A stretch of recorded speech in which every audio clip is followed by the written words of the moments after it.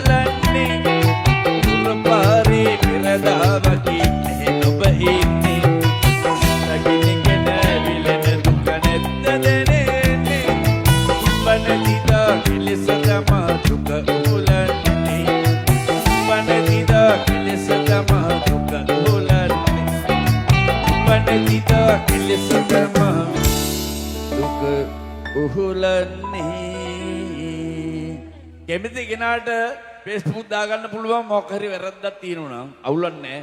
මං කියන්නේ මගේ ගීත විතරයි. මං හෙළු බැල්ලෙන් කිව්වත් හෙළු බැල්ලෙන් නෙමෙයි කියන්නේ නියමටම කියනවා. හරිද? දැන් ගහමුතේ